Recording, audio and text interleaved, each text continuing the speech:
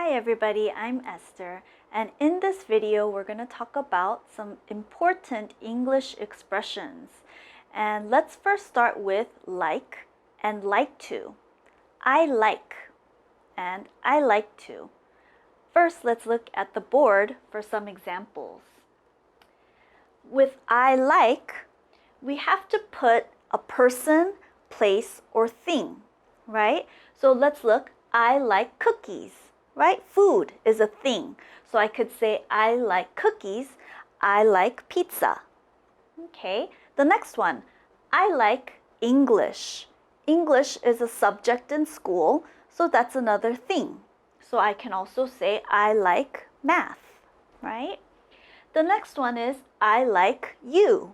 You is a person. I can say, I like him. I like Sally, right? I can say a person. And I like dogs. That's another thing. I like dogs. Or for me personally, I like cats as well. Okay, so let's first try these examples a little bit faster. Now please try to follow with me. I like cookies. I like cookies. I like English. I like English. I like you. I like you. And I like dogs. I like dogs. Okay, the second example is I like to. Now, we put a to here. That means after I have to put an activity, right? An activity. For example, I like to dance. I like to dance. But what I want you to listen for is that to becomes just like a t. Now, it's okay to say, I like to dance. I like to dance. That's okay. But most native English speakers will kind of get rid of the O and say, I like to dance. I like to dance. Here's the next one. I like to sing. I like to sing. I like to study. I like to shop. Okay? So these are all personally things that I like to do. Actually, I love to do them. But like to and like is a little more common. Okay, so let's practice these 4 examples one more time, a little more quickly, and please try to follow me. I like to dance. I like to dance. I like to sing. I like to sing. I like to study. I like to study. I like to shop. I like to shop. Okay, let's look at some more examples together. I like school. I like school. I like dresses. I like dresses. I like pizza. I like pizza. I like money. I like money. I like vacations. I like vacations. I like food. I like food. I like to eat. I like to eat. I like to exercise. I like to exercise. I like to walk. I like to walk. I like to drink coffee. I like to drink coffee. I like to meet friends. I like to meet friends.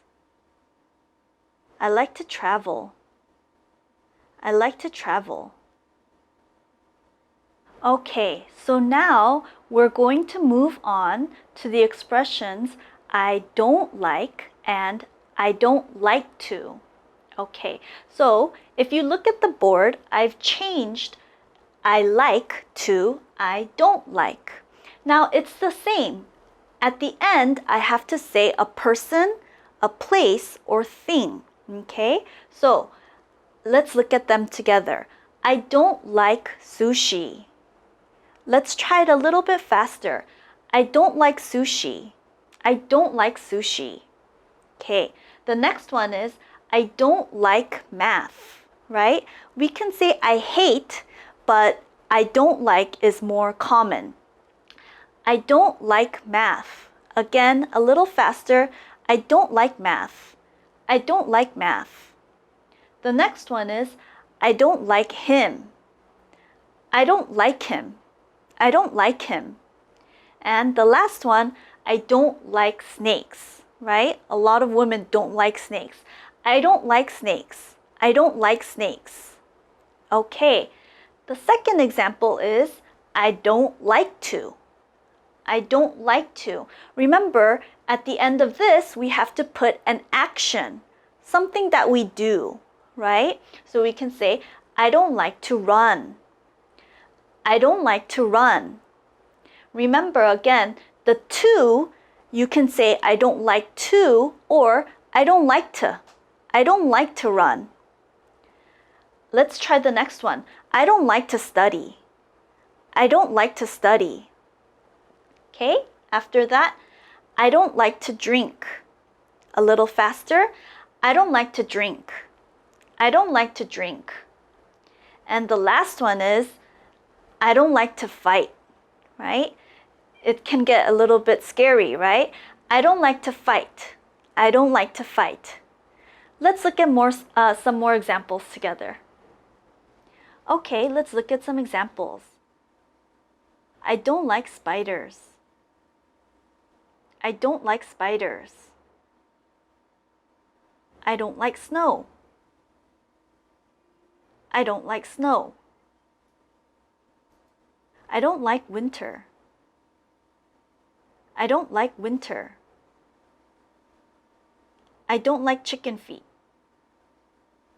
I don't like chicken feet. I don't like heels. I don't like heels. I don't like ugly guys.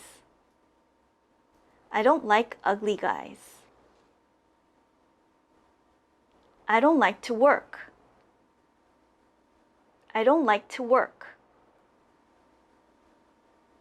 I don't like to hike. I don't like to hike.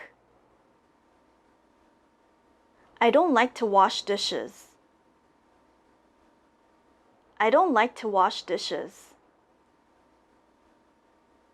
I don't like to clean up.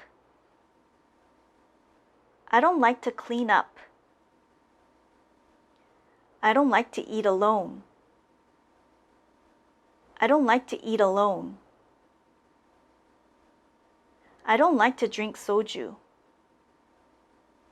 I don't like to drink soju.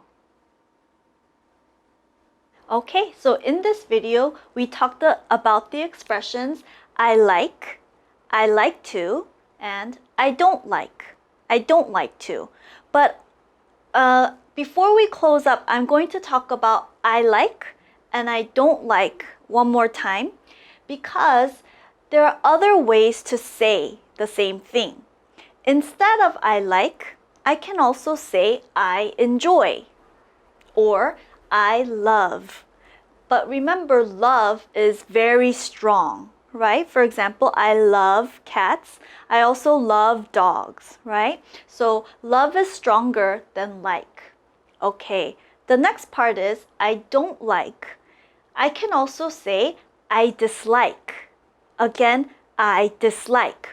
For example, I dislike snakes, right? Or I hate snakes. Similar to love, hate is a very strong way of saying I don't like something. For example, I hate snakes, right? I hate snakes. Okay, so I hope that helped and hope to see you guys next time. Bye bye.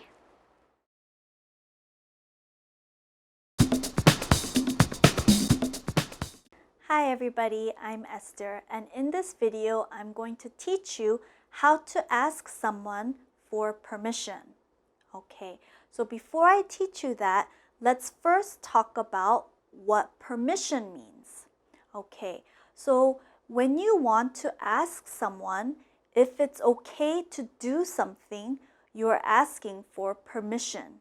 Okay, again, you want to do something, you don't know if it's okay, so you ask someone. For example, maybe you want to borrow something, then you should ask someone. If you just take it, that's stealing, right? So you have to ask, is it okay? All right? So there are 3 ways to ask for permission in English. The first way is to say, can I? Can I? Okay, the second way is, could I? Could I? And the third way is, may I? May I? Okay, so can I, could I, and may I are all good ways to ask for permission. But the third one, may I, is more polite. Okay, so if you want to ask somebody who has more power, maybe your parents, maybe your teacher, then you should say, may I? Maybe even to somebody that you don't know very well, it's better to say, may I? Because again, it's more polite. So let's look at these examples. Okay, so I've written can I, could I, and may I on the board. Remember, after these 3, you have to say a verb. Okay, so let's look at the verbs. Help, see, have, call, borrow, go, speak, and go again. Okay, so I know I went through that a little bit quickly, but we're going to go through it slowly now. Okay, so here's what we'll do. I'm going to read and try to switch some around, okay? So, can I help you? Can I help you? Let's try that a little bit faster. Can I help you? Can I help you? Now remember, you can also say could I and may I. For example, if you're walking through a department store and the salesperson comes to you, they would probably say, may I help you? Because they want to be polite to the customer. So again, may I help you? Okay. Can I see you again? Can I see you again? A little bit faster. Can I see you again?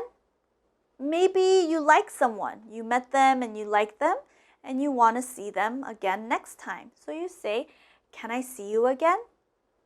Okay. Can I have some water? Can I have some water? A little bit faster. Can I have some water? Okay. Let's try a couple with could. Could I call you later? Could I call you later? Again, remember you can use all 3, but we're doing could. Could I call you later? Could I borrow some money? Okay, you usually borrow money from a friend or somebody that you know. So that's why it's better to say maybe can I or could I. Could I borrow some money? Okay, could I go? Could I go? You want to leave, so you're asking if it's okay. Could I go? Okay, and remember, may I is polite, okay? You want to say that to someone who's a little bit more important, maybe someone you don't know. Again, you would use may I. So, may I speak to Mr. Kim? Maybe you called his office, okay? So you say, may I speak to Mr. Kim? And the last one, may I go to the bathroom? This one is maybe if you're asking a teacher, right? You're in class and you have to go, you can ask a teacher, may I go to the bathroom? Again, can and could are both okay. But maybe it's more polite. If you want to be polite, you should say, may I go to the bathroom? And I'm sure the teacher will like that better because you're being polite.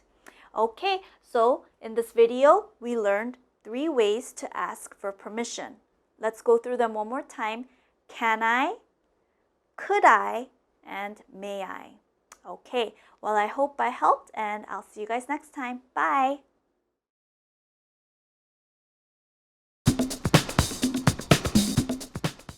Hi everybody, my name is Esther, and in this video, we're going to talk about how to use the word can and can't. So first of all, let's talk about the meaning of these words. Can means you are able to do something, maybe because you have the skill, or maybe because your body allows you to do that thing. And can't is the opposite, right? You can't do something, you're not able to do something because you don't have the skill or your body doesn't allow you to do it. Okay, let's move on to the pronunciation. How do we pronounce these words correctly?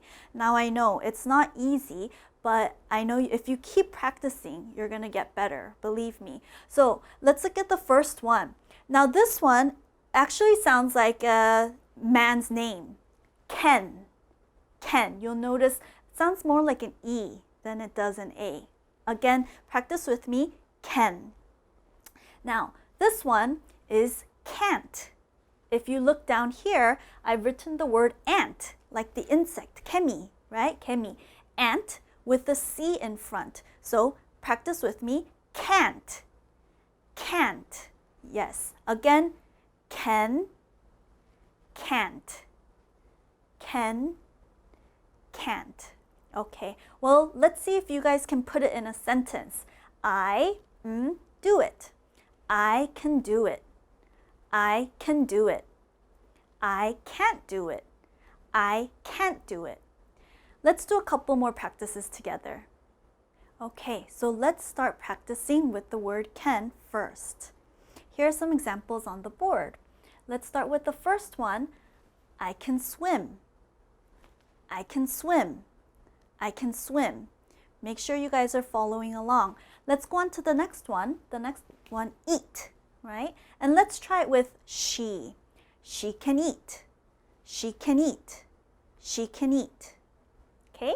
After that is read. And let's use he. He can read. He can read. He can read. After that is drive. And let's use they with that one. They can drive. They can drive. They can drive. After that, run, right? We can run. We can run. We can run. Okay, let's move on to sing. And let's do you. You can sing. You can sing. You can sing. Reminding you that can, okay, it's pronounced can. Let's go on to the next one, dance. And let's go back up to I. I can dance. I can dance. I can dance. And the last one, speak English, right? Let's do that with I as well because I know you want to be able to say this. I can speak English. I can speak English. I can speak English. All right, let's move on to can't. Okay, so now we're going to practice with can't. You can see I've only changed this by putting a T here, changing can to can't. So let's practice again. Make sure you guys are following after me. I can't swim. I can't swim. I can't swim. Let's move on to eat. She can't eat. Maybe she's full, right? She can't eat. She can't eat. Next one is read. Let's do he. He can't read. He can't read. He can't read. After that is drive. And let's use they. They can't drive. They can't drive. They can't drive. Next one is run. Let's use we. We can't run. We can't run. We can't run. After that, the next one is sing. Oh, you. You can't sing. You can't sing. You can't sing. Dance. Let's do they. They can't dance.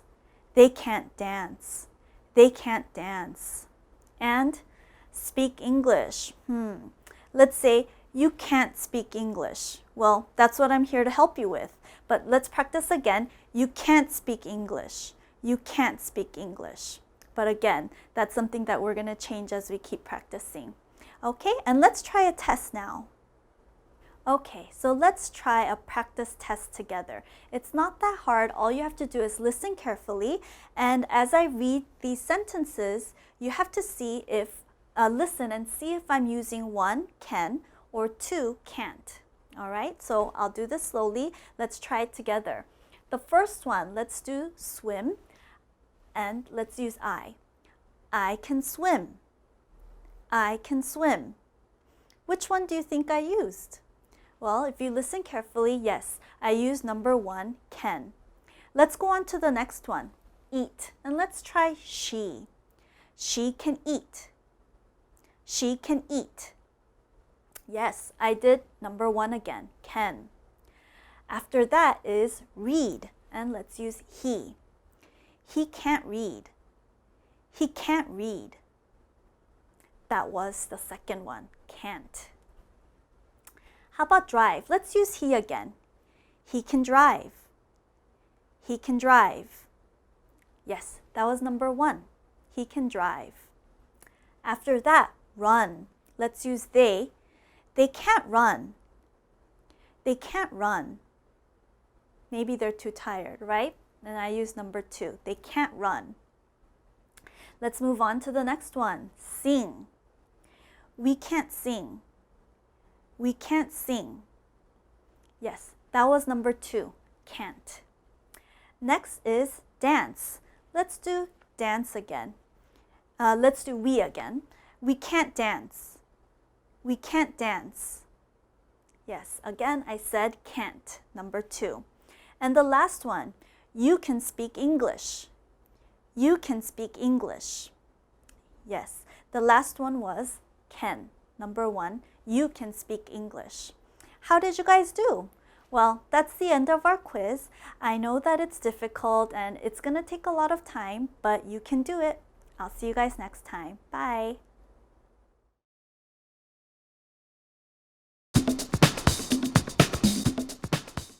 Hi everybody, I'm Esther, and in this video we're going to talk about how to describe the cost or price of something. Now this is important to people like me who like shopping, right? So for example, I like shopping especially for dresses. So I might say the cost of this dress is affordable.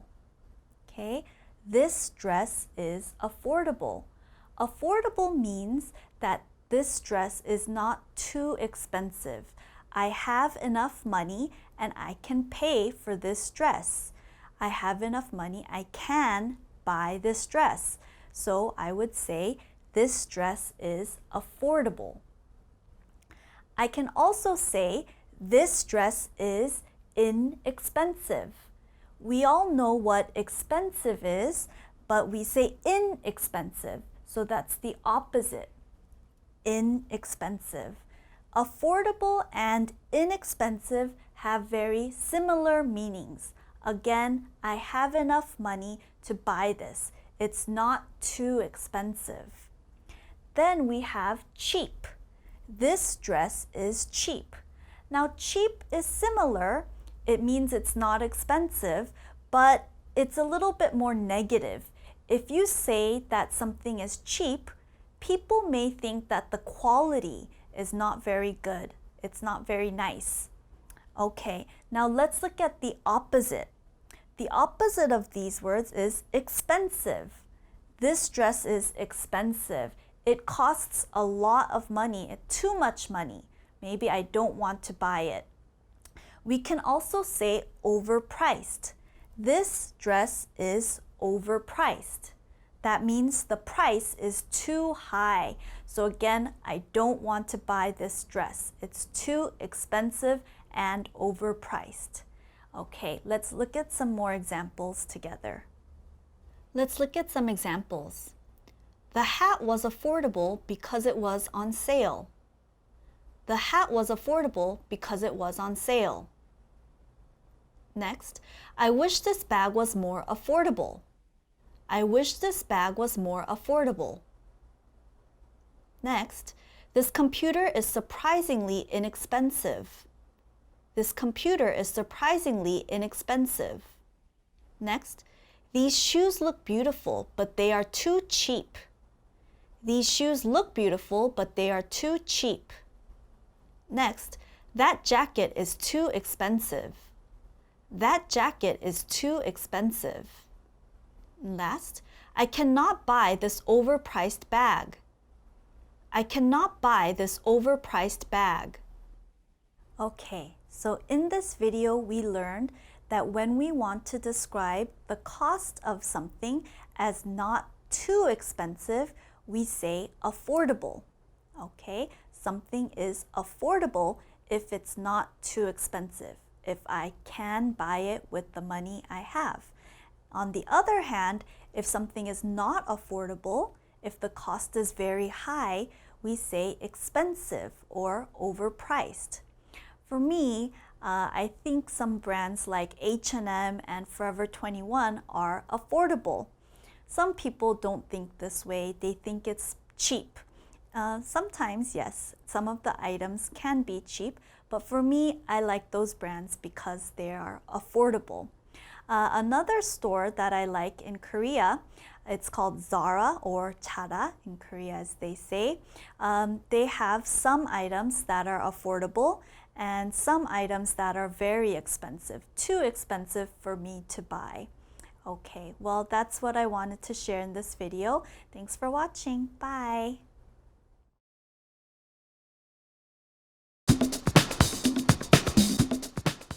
Hello, my name is Esther, and in this video we're going to talk about how to use the word borrow or lend me.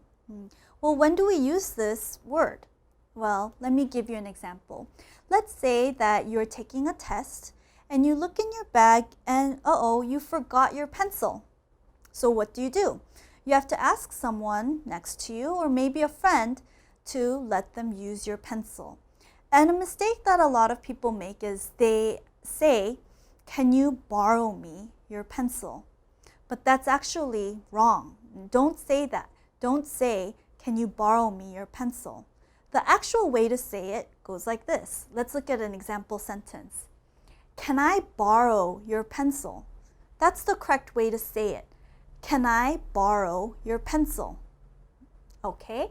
Another way that you can say it is, can you lend me your pencil? Let's look at it again. Can you lend me your pencil? Now, both of these ways are okay, and they're both correct and right, but I think this one is a better way to say it. Again, let's remember, it's not, can you borrow me? Okay, don't say that. Say this. Can I borrow your pencil? Let's look at a couple more example sentences. Is it okay if I borrow your book? Is it okay if I borrow your book? May I borrow some money? May I borrow some money? Can I borrow your umbrella?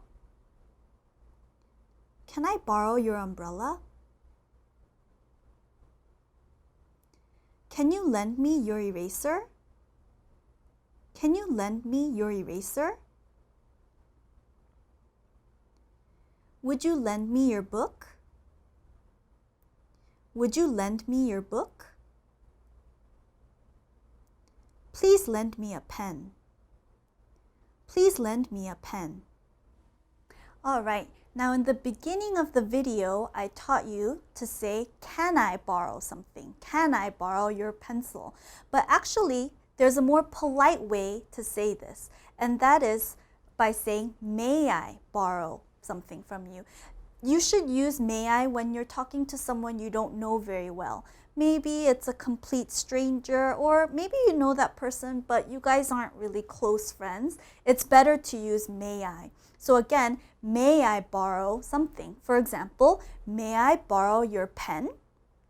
Or may I borrow your phone? Or maybe, like I said in the example in the beginning, may I borrow your pencil or eraser? Okay, well that's it for today. I hope you guys learned something, and I'll see you guys next time. Bye!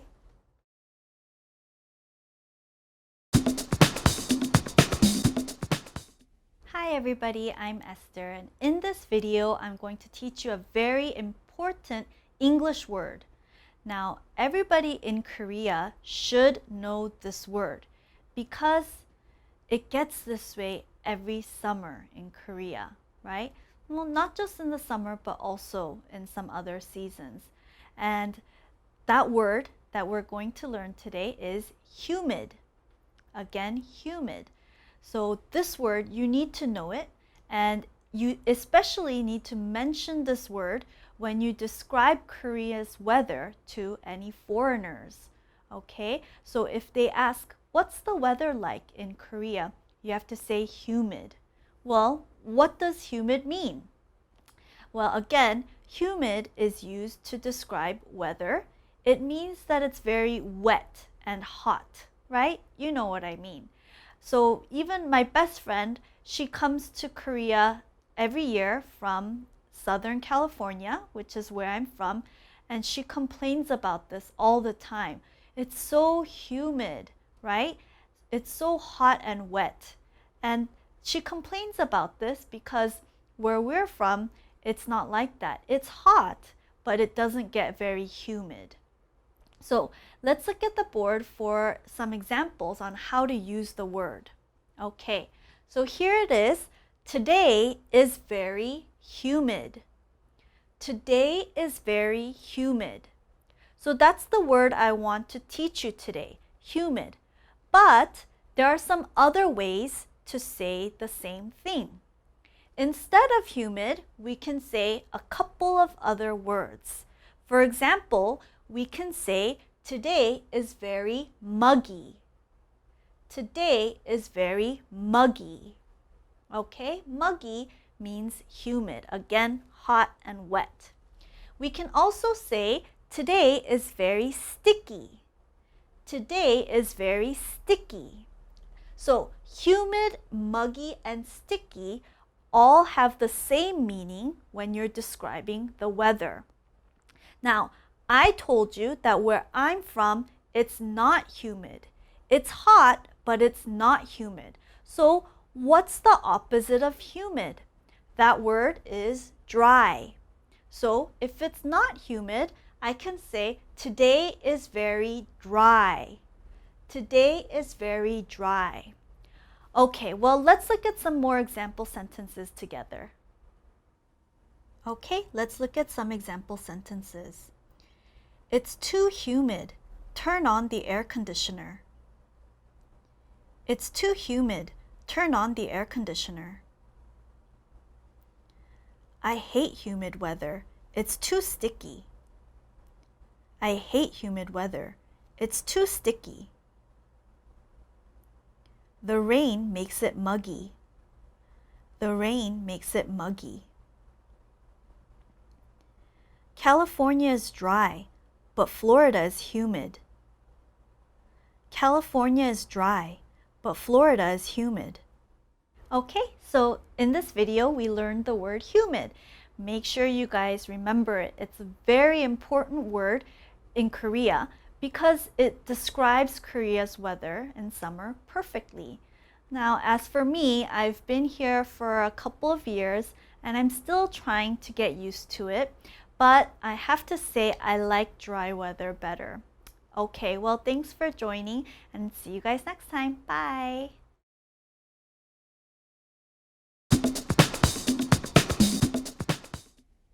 Hi everybody, my name's Esther, and in this video I want to talk about a very important vocabulary word for all Koreans to know.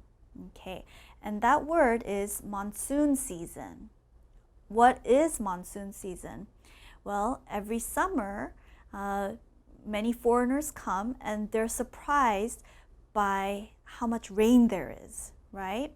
In the summer in Korea, for about 1 month, usually in July, there's a lot of rain, okay? And in English, we call that the monsoon season. So it's very important for Koreans to have a good umbrella, maybe some rain boots, right? But also it can cause some problems for some businesses and homes if there's too much rain and flooding, right? So if you see a foreigner and they ask about summer in Korea, it's very important that you remember that you tell them about monsoon season.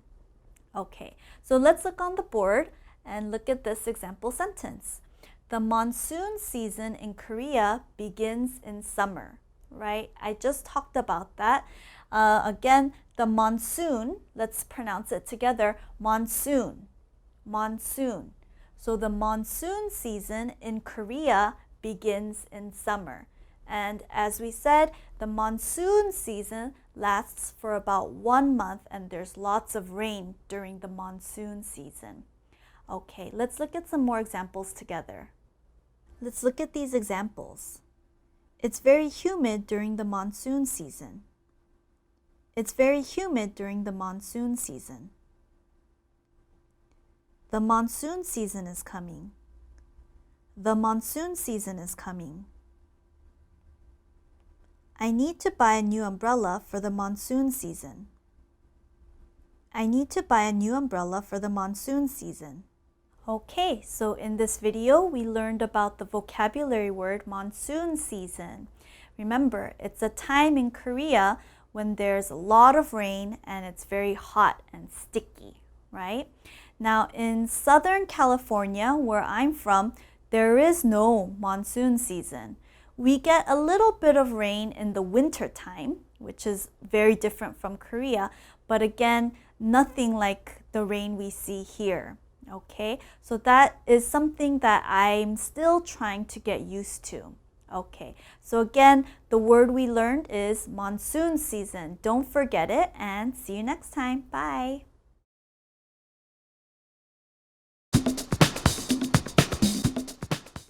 Hi everybody, I'm Esther, and in this video I want to talk with you about the word lag. Now lag means to do something very slowly or to be very slow. Okay, so the word lag is up here on the board. Now the pronunciation, it's hard, I know, but you have to try and practice. Lag, lag. Okay, so let's look at these examples. She's lagging. She's lagging. This means she's taking a long time to do something. She's doing something very slowly. She's lagging. The next one is stop lagging. Stop lagging. You're telling somebody, hurry up. Stop being slow. Okay, the next one is a very common problem. My computer is lagging. My computer is lagging. That means my computer is slow. It's slow. I'm trying to do something, but it's lagging. It's slow. And the last one is I have jet lag. I have jet lag. You might hear this a lot, especially from people who are traveling.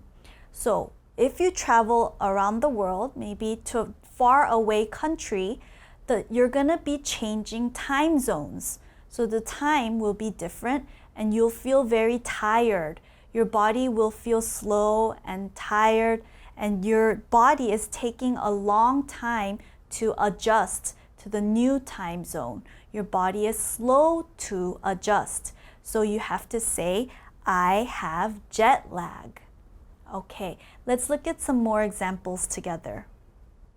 Okay, let's look at a few examples. First one, she's always late because she lags.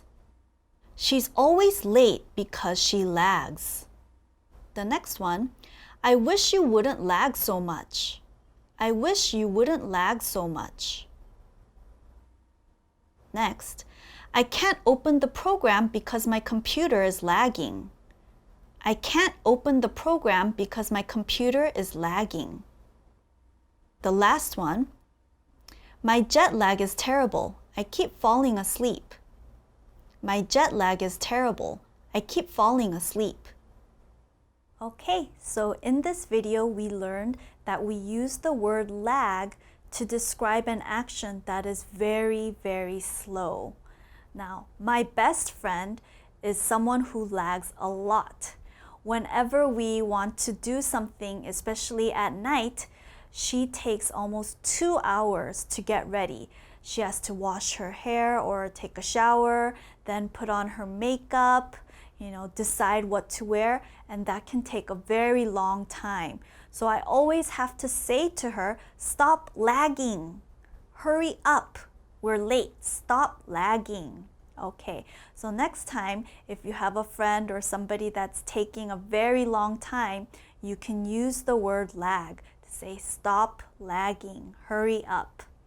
Okay, well, that's the end. Thank you. Bye.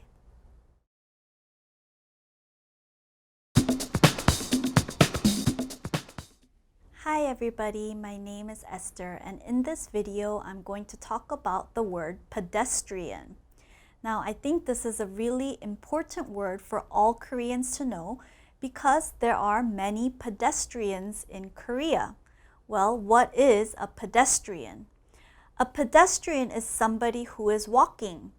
They might be walking on the street or on the sidewalk where all the stores and restaurants are, the sidewalk. Or pedestrians might be crossing the street on a crosswalk. That's the section with the white lines where you have to go if you want to go to the other side. So let's look at these example sentences. Don't hit the pedestrian. Okay, so in Korea there are very many cars and drivers, and they have to be careful not to hit the people that are walking, the pedestrians. So don't hit the pedestrian.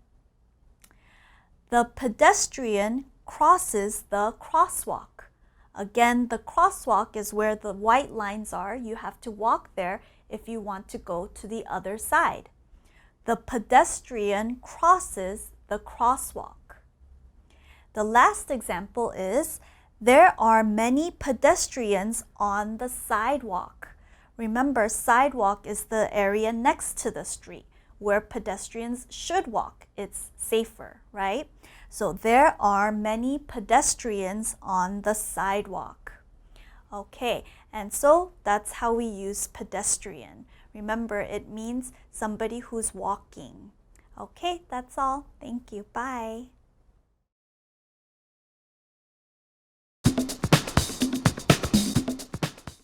Hello everybody, my name is Esther, and in this video we're going to talk about a slang word that comes from California. That's where I'm from. This slang word is actually from Northern California in areas like San Francisco, San Jose, and Oakland. And this word is the slang word hella. And it actually has two different meanings. So let's look at how it's used in some sentences. Okay, so here's the first example sentence. This room is hella hot. How is hella used? It's used to mean the word really or very, right? This room is very hot, or this room is really hot. In that case, we can say this room is hella hot. So that's the first meaning. Let's move on to the second meaning, and here's another example sentence. There's hella food at home. That doesn't match the word really, right? Let's look. There's really food at home? It doesn't make sense. Actually, in the second sentence, hella is used to mean there's a lot of, or there's many things, right? So in this case, instead of saying there's a lot of food at home, we can say there's hella food at home. So hurry and go home and eat some of that food. Now, under hella, I've written the word hecka, and that's because some people feel uncomfortable using the word hella, right? Because hella has the word hell, right? And hell can sometimes be used to express an emotion that's negative or very strong, right? And in that case, people use heck, right? So again, instead of hella, some people say hecka. So we can say there's hecka food at home. Again, it means the same thing. There's a lot of food at home. There's hecka food at home.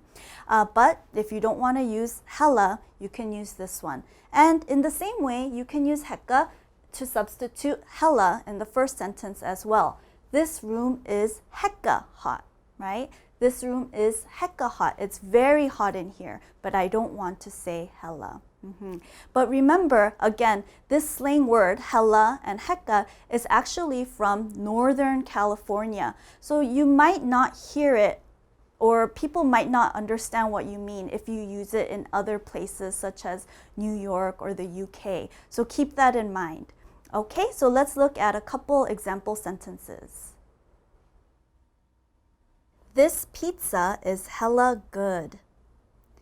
This pizza is hella good. You look hella pretty. You look hella pretty.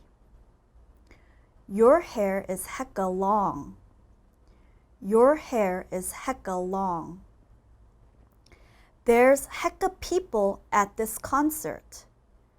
There's hecka people at this concert. Now remember, this is the sentence where you would use hecka to mean a lot of, right? So again, there's hecka people at this concert. I have hella things to do. I have hella things to do. Okay, so those are the ways that we can use hella or hecka in our everyday speech. But I want to remind you guys one more time, this slang is used mostly in Northern California. Now, for those of you who like and enjoy hip-hop music, some hip-hop artists from that area, such as E40 and the Federation, use this slang word in their music. They use hella mostly. So next time you decide to listen to some of their music, I hope you guys can understand a little better what they're saying and what that word means. Okay, well, thanks. See you guys next time.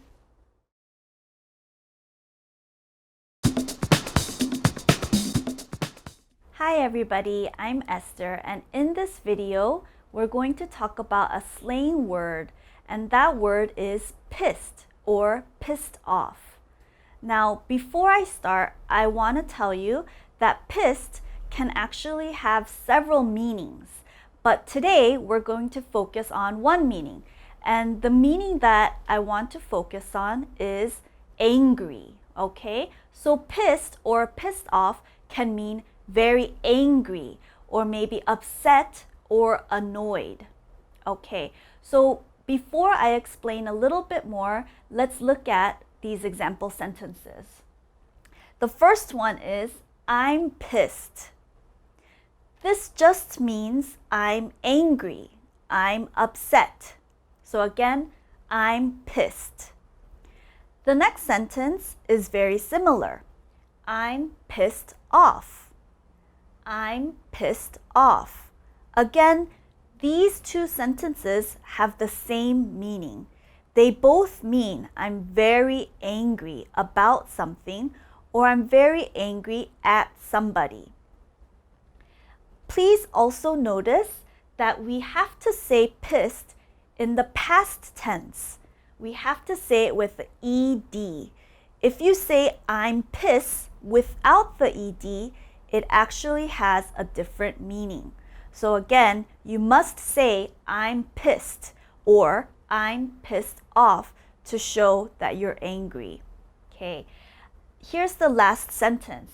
I get pissed off when he lies to me. That means I get angry when he lies to me. Again, I get pissed off when he lies to me. Let's make sure we also notice the pronunciation. Pissed off, pissed, pissed off, pissed. And let's look at the example sentence one more time. I get pissed off when he lies to me. And for all the women out there, you understand what I mean, right? When someone you care about or someone you love lies to you, you get angry or pissed off, right? So let's look at a few more example sentences together. I was pissed off when the other car cut in front of me. I was pissed off when the other car cut in front of me. Don't get pissed off. It was a mistake. Don't get pissed off. It was a mistake. I'm pissed off that he didn't pay me back yet. I'm pissed off that he didn't pay me back yet. Okay, so we looked at a couple example sentences and we learned the word pissed or pissed off. So just remember, it's a very common slang. If you use it in America or another English-speaking country, everybody will know that that means you're angry or upset. But remember, you should probably only use this with your friends, because if you say this to somebody that you don't know well, it can seem a little bit rude. Okay, so please remember that when you're angry, try saying pissed or pissed off. I'm pissed. I'm pissed off. All right, well, I'll see you in the next video. Bye.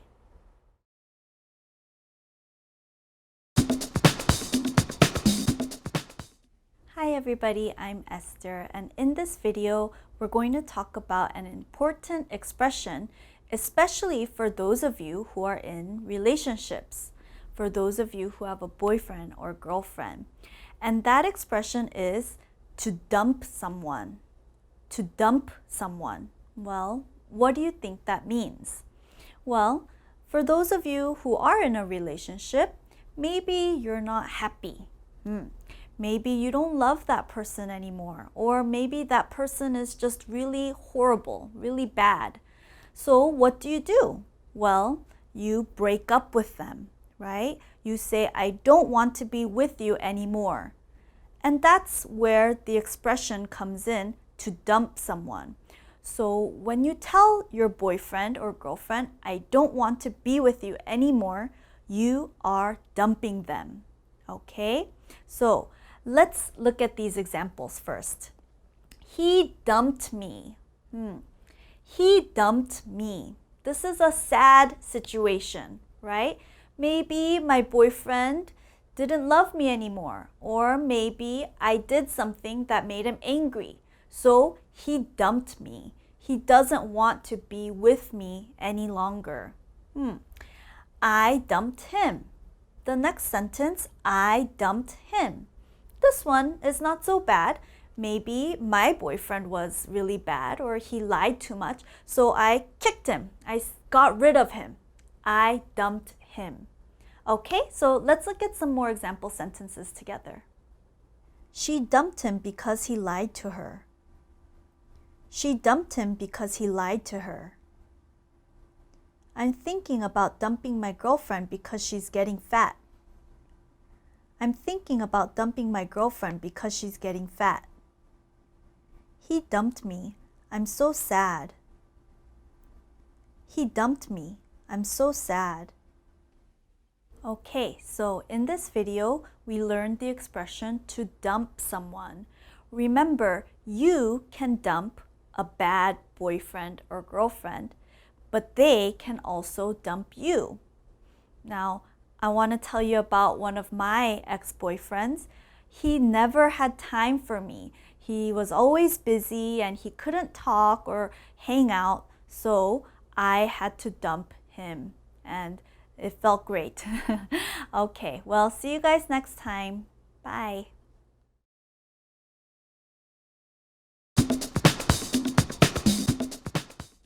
Hi everybody, I'm Esther, and in this video we're going to talk about an important idiom, hit on. Now, hit on doesn't mean to hit, right? Hit means you punch someone or you use your hand to hurt someone. So that's not what it means.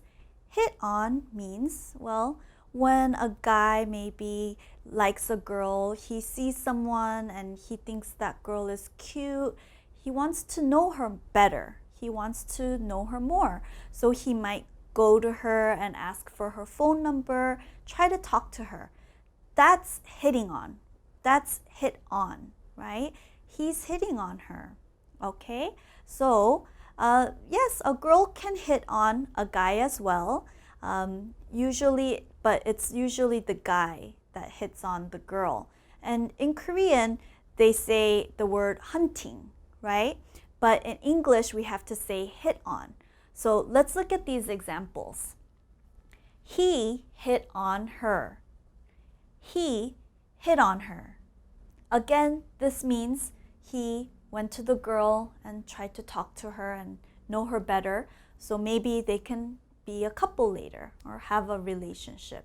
Again, he hit on her. The next sentence says, she got hit on. She got hit on. This is not the same as this sentence, right? She didn't hit on someone, she got hit on, which means that somebody hit on her. So don't get that confused. Let's look at some more example sentences together. Okay, let's look at these examples. She always gets hit on at the bar. She always gets hit on at the bar. Many guys hit on me. Many guys hit on me. I saw a man hit on a pretty girl. I saw a man hit on a pretty girl. He's a womanizer. He hits on every girl. He's a womanizer. He hits on every girl. Okay, so let's review one more time. We learned the idiom hit on. Again, hit on means you like someone that you don't know. You go and talk to them. Again, maybe try to get to know them better or their phone number or something like that. Now, in America, guys hit on girls, of course. But I think in Korea, a lot more Korean guys tend to hit on girls in public places like the bus stop or on the street or maybe even on the subway. So that's the word we learned in this video, and I hope to see you guys next time. Bye!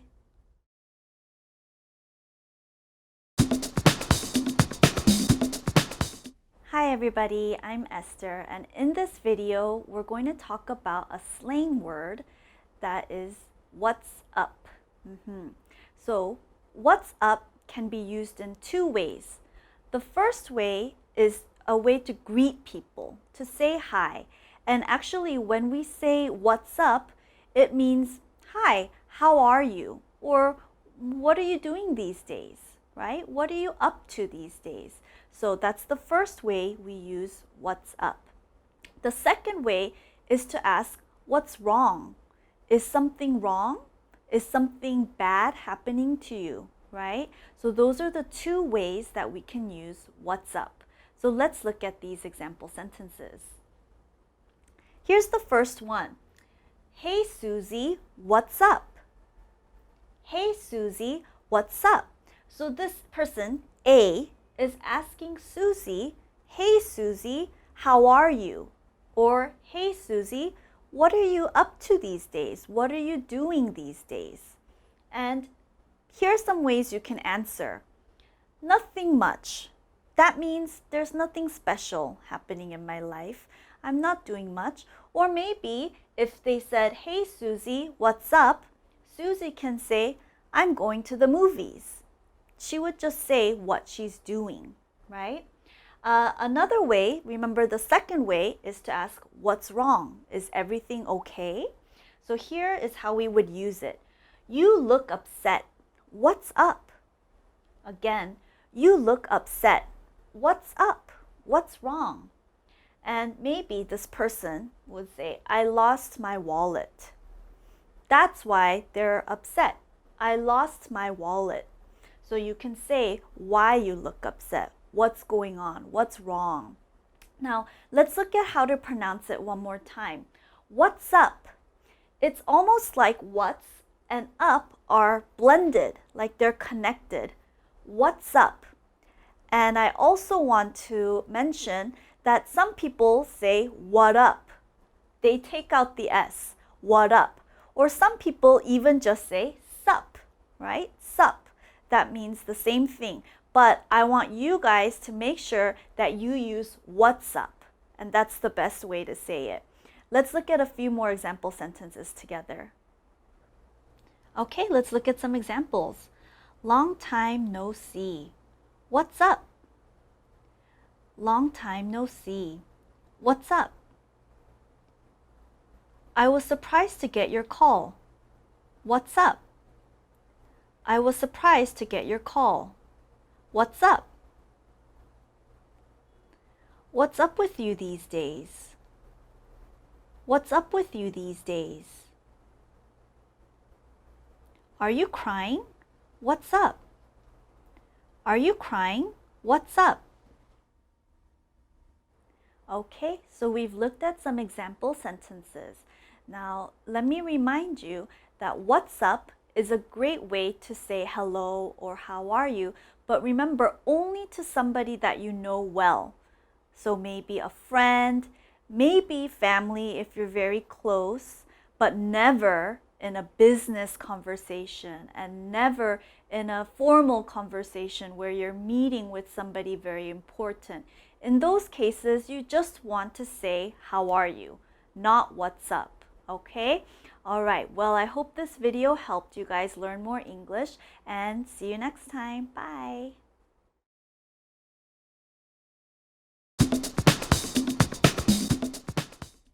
Hi everybody, I'm Esther, and in this video I'm going to teach you an important slang used to describe women.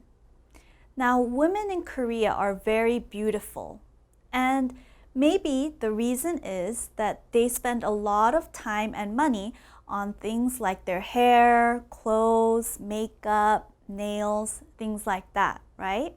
So in English, the slang that we use to describe women who spend a lot of time and money to look nice are called high maintenance. Again, high maintenance. Maybe they spend 1 or 2 hours getting ready, right? They spend a lot of time to look nice. So maybe they're always late and people always have to wait for them.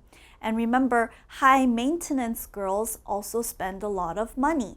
So I don't know what's a lot of money to some people, but yes, they spend a lot of money, or maybe their boyfriend's money, on clothes, hair, and any other things to look nice.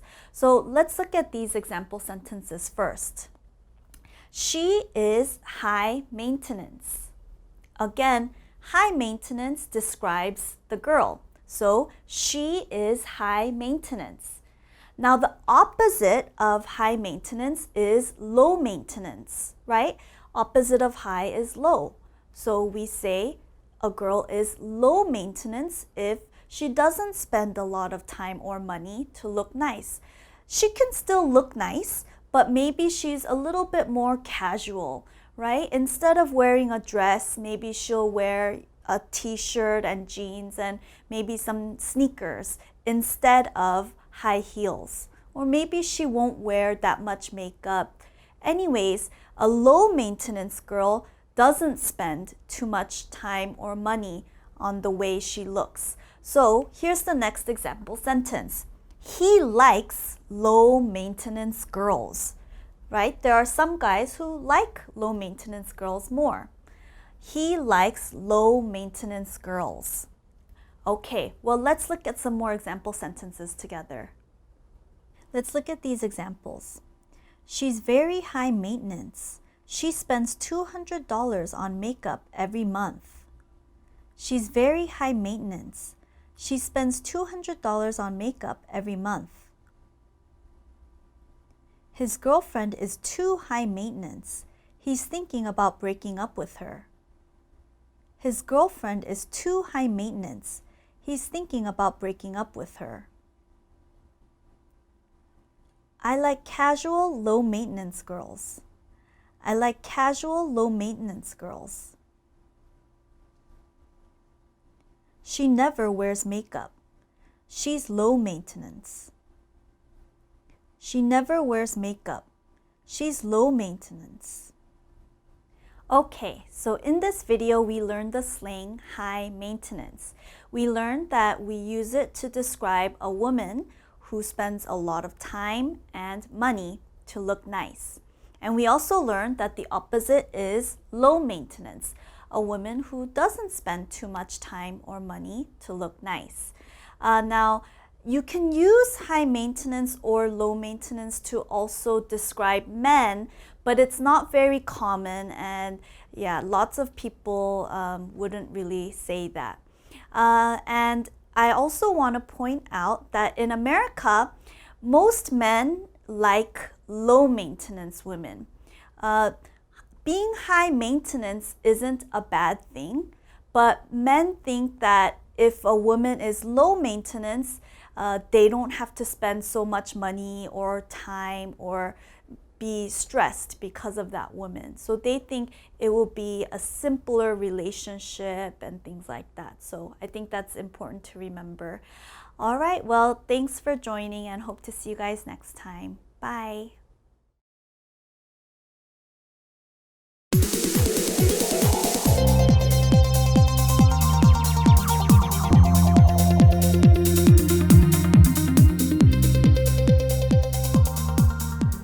Hi everybody, I'm Esther, and in this video I'm just gonna share a short story with you about how I got my cat. My cat's name is Ongi and he's very precious to me. I love him very much, but it wasn't like that at first. So let me tell you how I got him, and yes, it's a very kind of funny and strange story.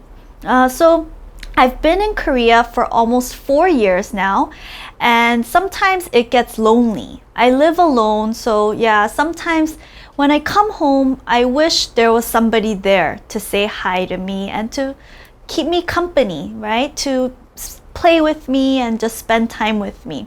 So I thought of getting a dog or a cat for some time, but it was too expensive and I knew that it was a big commitment, right? When you have a dog or cat, I believe you should keep that dog or cat until it dies or until I die. So that's talking maybe 15 years or more, right?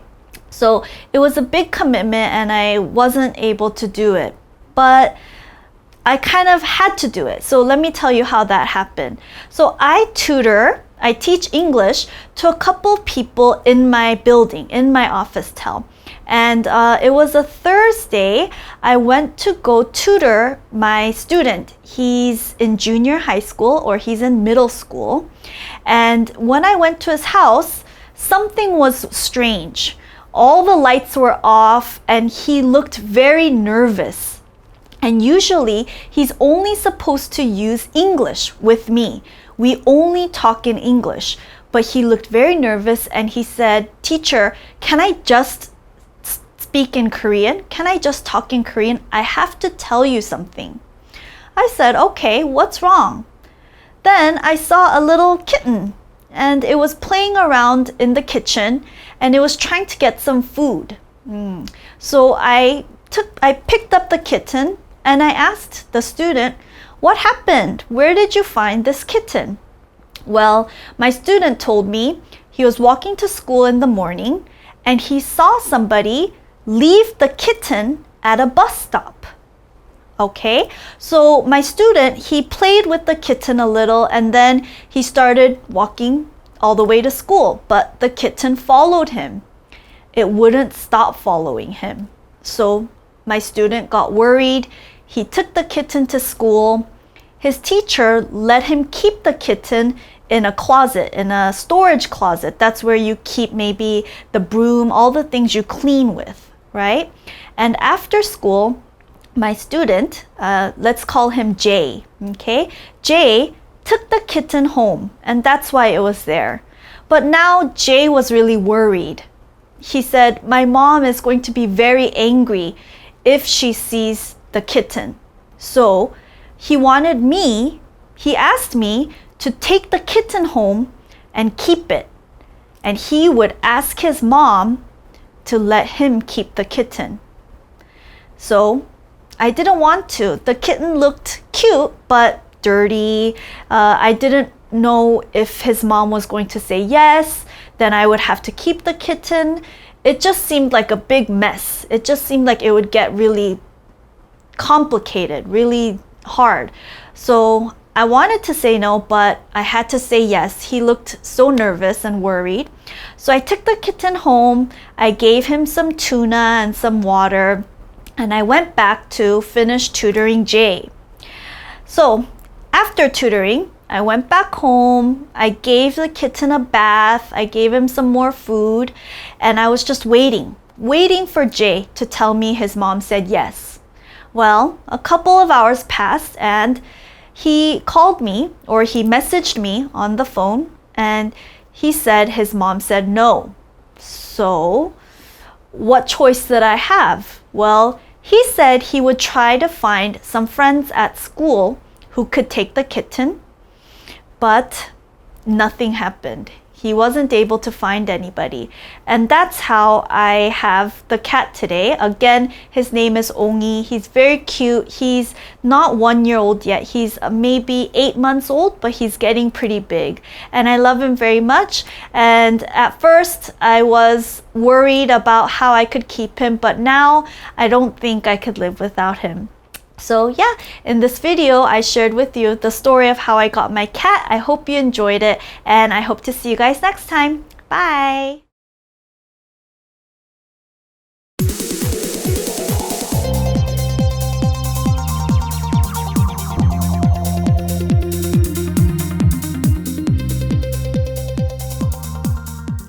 Hi everybody, I'm Esther, and I want to share an interesting story with you guys in this video. And the story is about a 변태, a pervert that I saw while I was still in America. Okay, so while I was in college, I used to work at a discount store, a big discount store, and this was during winter, during Christmas time. So it was very busy, and my job was to work as a cashier. So I would work the cash registers and get money and things like that. But when it wasn't busy, I would walk around the store and I would help customers find their way. One morning, it wasn't that busy, and a Mexican man came in. He was a customer, and he was wearing pajama pants. Okay, pajama pants. Now, in Korea, that seems weird, but in America, a lot of people actually wear pajama pants if they're just going somewhere close to their house, because it's just more comfortable. So I didn't think that was weird, but when he was closer, I noticed something was a little bit different, or something was wrong. His pajama pants were green, but I don't know, there was something weird about this bottom part. Okay, so I didn't really know what it was, but a little later, I heard my coworker. She's a little bit older than I am, and she's very protective, right? She wants to make sure I'm safe and that everything's okay. I heard her yelling at that man to get out, right? She was very angry. Get out, don't come back, right? And later, I realized that he actually was showing his man area to me and the other women in the store. And I was just disgusted, ill, right? So that's what happened, and that's my interesting story. So see you guys next time. Bye.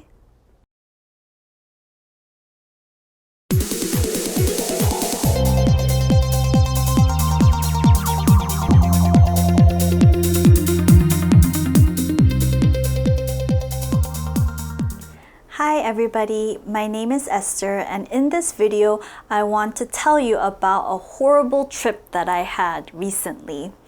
Last week, my good friend from California, who's living in Korea, asked me to go to the beach with her.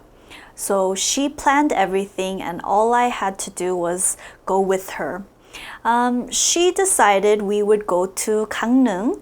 So I packed my bags, I met her at the bus terminal, and we left at 10 o'clock in the morning. Unfortunately, we forgot that it was the peak season for traveling, especially to that area for the nice beaches. So we left at 10 o'clock in the morning, but the trip took over 5 hours. So we arrived around 3:30 in the afternoon. Well, we arrived, it was very hot, we were ready to start swimming. So we got on a bus and we were going to a small kind of quiet beach, and the Naver app told us it would take about 30 minutes by bus. So we were waiting, we were on the bus, and 40, 50 minutes passed, but we didn't look any closer to the beach. In fact, it looked like we were going up a mountain. So my friend asked the bus driver, and we found out we actually got on the bus on the wrong side of the street. So we had no choice but to wait until the bus turned around, and we just went to the closest beach that we could find. And even when we got off the bus, it took 20 minutes to walk to that beach. And by the time we arrived, it was already about 6 o'clock. Everybody was getting ready to leave. The water was cold. We didn't have time to do much. We just played in the water a little bit, took some pictures, and we had to go. That night, we decided to just sleep at a 찜질방. My back hurt. It was so hot, and at 3:30 in the morning, some loud people came in and woke us up. So the next day, we left at about 6 in the morning. It only took 2.5 hours, but I was so glad to be home. And I hope none of you ever experience a horrible trip like that. Okay, well, thanks for watching, and I'll see you guys next time. Bye!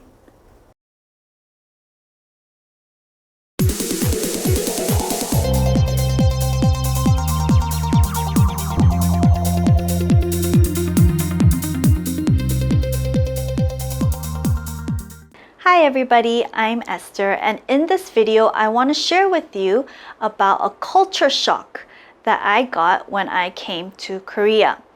Now, growing up in America, I still used to go to Korean markets with my parents, and one of my favorite things to get there was a yogurt drink. It's a small drink, it's pink, right? It has a red cap, and I would always buy that, and I loved drinking it. And when I took it to school, my friends would always ask about it, and I would tell them it tastes like strawberry candy, right? And I would drink it. It was my favorite thing to drink. So when I came to Korea a couple of years ago, one of the things that surprised me and shocked me, but in a good way, was seeing a lady, kind of like who looks like my mom or an aunt. She was pushing a cart, and when I found out what she was selling, that's when I was surprised. She was selling my yogurt drink, the one that I loved so much when I was young. And not only that, she sold that, but also other drinks from that yogurt company. So I thought it was just a great way to, get the drink that you like, especially for people who don't have time to go to the store, or people who are far away from a store but are very thirsty, who want something cool to drink, especially in spring or summer. So that's my story of my culture shock, and I just thought it was a very pleasant surprise when I saw it here. Okay, so I hope you liked what I shared, and I'll see you guys next time. Bye!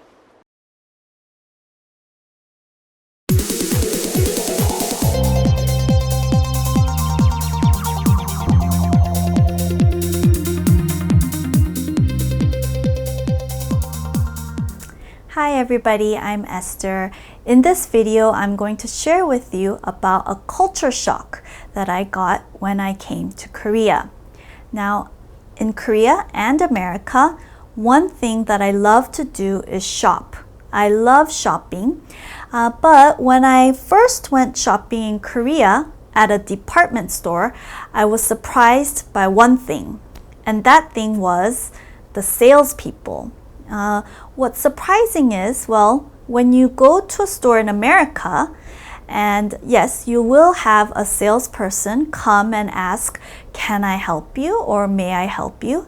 But if you say, no, I don't need help, or no, I'm just looking, that salesperson will usually go away and do their own work.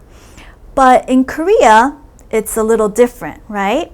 When I came to Korea and I went shopping, the salesperson came and they asked me if I needed any help.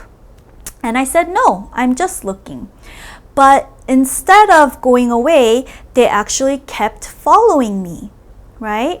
They stood next to me or they stood behind me and they kept trying to help me. So if I was looking at something like a t-shirt or a blouse, they would say, oh, that shirt is very popular, or oh, that shirt would look great on you, or that shirt is on sale. And yes, so that's the first difference. And another thing is, when in Korea, when you go and try on the clothes in a dressing room or fitting room, the mirror is on the outside. So after you try it on, you have to come outside where everyone can see and see how you look. And you'll probably have the salesperson there again saying how you look. But in America, the fitting room or the dressing room has the mirrors inside. So you can just take all the clothes that you want to try, go into the fitting room and just try it on. There's nobody else that can see you. So that's a little bit more comfortable for me, right? So yes, in Korea, the salespeople will help you. They'll be very kind and they'll really try to help you choose the right outfit for you. While in America, they'll kind of let you have the freedom to choose on your own and try the clothes out on your own. As for me, I think I said something similar before, but I prefer shopping in America. I like, not having the salesperson around when I'm shopping. I like doing it by myself. Okay, so I told you guys about my culture shock story and I hope that you guys enjoyed it. Okay, bye.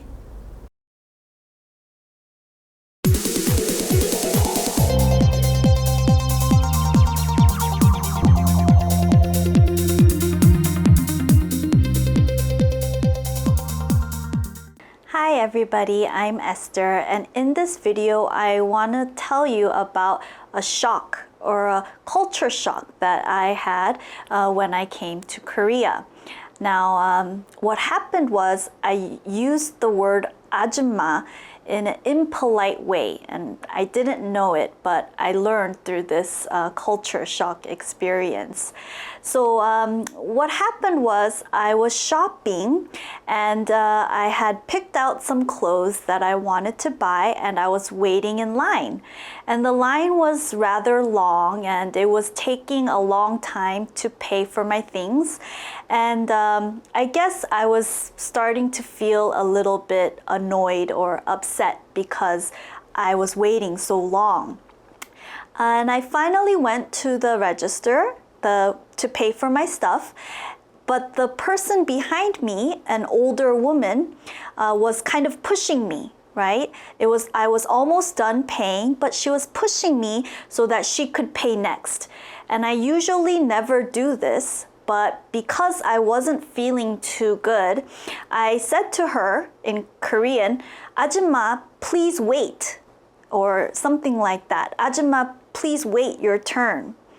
And at first, she seemed surprised and she kind of moved back and she looked sorry. But soon her facial expression began to change and she was angry. And she yelled at me in front of everybody. She said something like, "How dare you call me 아줌마?" Or "Who are you to call me 아줌마?" And I was very surprised. I thought you call older women 아줌마. So I didn't know what to say. So I quickly grabbed my stuff and just ran away. Later, I asked my friends what I did wrong. And what I learned is that you shouldn't call people 아줌마, even if they are 아줌mas. You should say, I should have said 저기요, or something like that. So that's what I learned through my experience. I should not call people 아줌마. Okay, well that's all. Thanks for watching. Bye.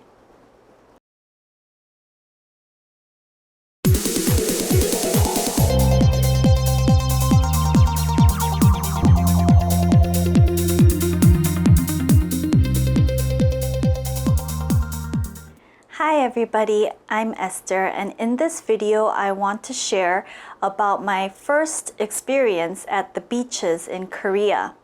Now I'm from Southern California, which is famous for its nice weather and nice beaches. So one of the things I loved to do during the summer was pack my bags and go to the beach and just tan and relax and swim with my friends. So when I came to Korea, I was really excited about going to the beach for the first time in Korea.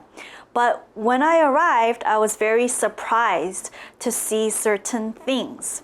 First of all, I was very surprised because the girls in Korea were wearing heels, very nice heels, but heels to the beach. And that was surprising because it seems like it would be uncomfortable, but that's what they were wearing. And also, everyone was relaxing under a parasol so that they wouldn't get tanned. And that was surprising as well. And the last thing that really surprised me was that all the girls wore t-shirts and shorts. So they were covering themselves, they were covering their swimming suits when they played in the water. So those were three things that were really surprising to me when I first went to the beach in Korea. Now, there were some things that I didn't like about the beach here in Korea. I didn't like that you had to pay to borrow the parasol. I guess it makes sense, but I didn't like that. I also thought the waves were too small. I like big waves when I'm swimming and playing at the beach, but here the waves were small and the sand was very rough and it hurt my feet. But some things I really liked about the beaches. For example, I liked that you can borrow a tube to ride in the water, and that was really fun for me. And I also liked that you can order food like chicken or anything and get it delivered to where you're resting. And I thought that was a really cool thing to do. Okay, well, that's what happened when I first went to the beach. I really enjoyed it there. Okay, well, thanks for watching. Bye!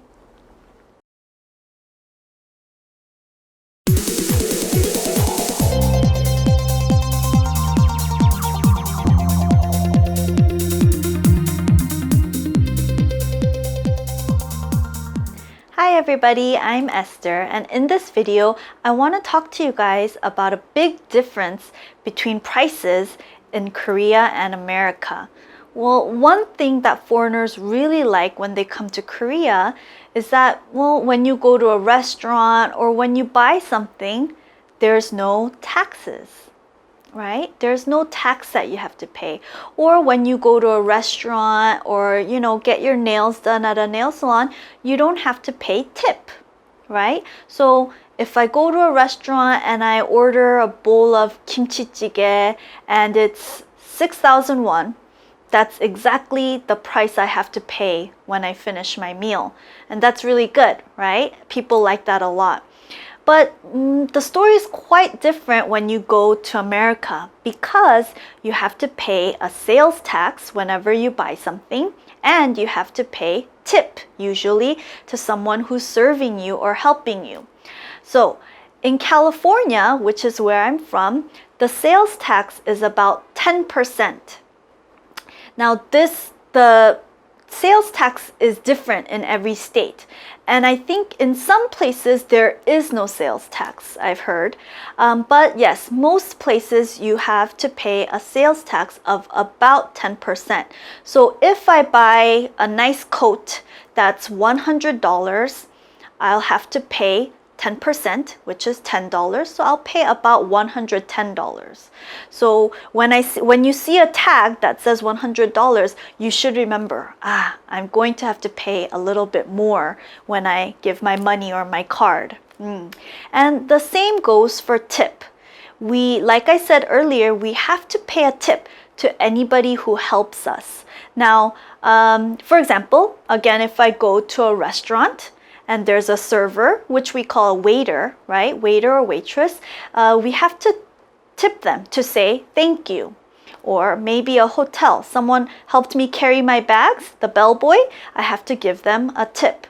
Now, a tip is usually about 15%. 15%. So it's a little bit more than taxes in California. But I say usually because the amount of tip you want to give it shows how happy you are with the service. For example, usually people give 15%, but sometimes if somebody was very happy with the service, maybe the waiter was very nice and the waiter got everything right and they did everything perfectly and the customer was in a good mood and maybe they have a lot of money, they might give a very big tip to the waiter.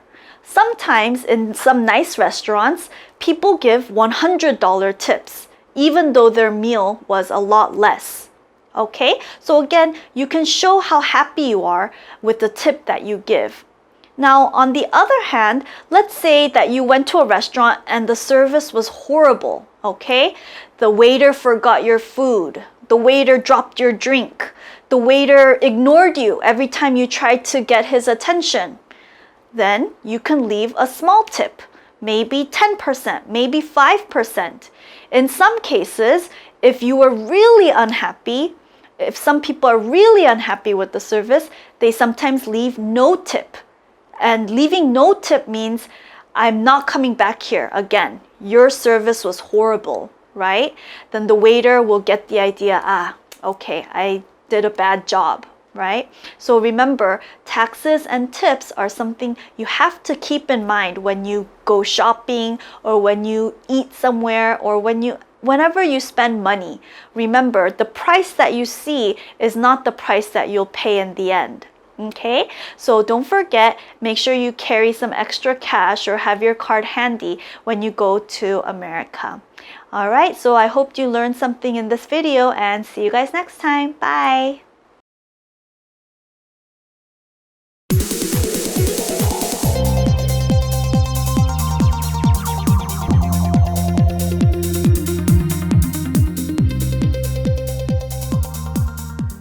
Hi everybody, I'm Esther, and in this video I want to share with you a little about my hometown where I grew up, and that place is called Burbank.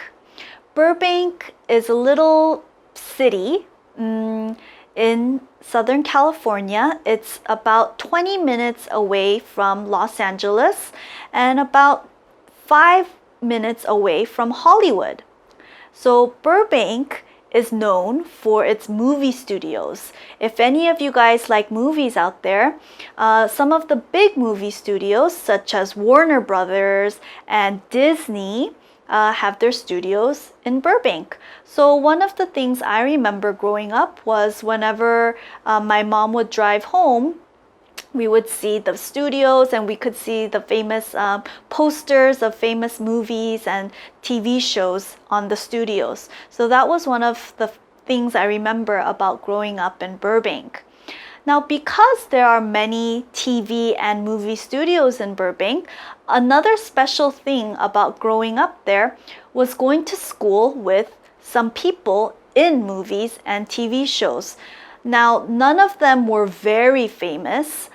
There were some people who were main characters in some popular movies, but not any big stars, unfortunately.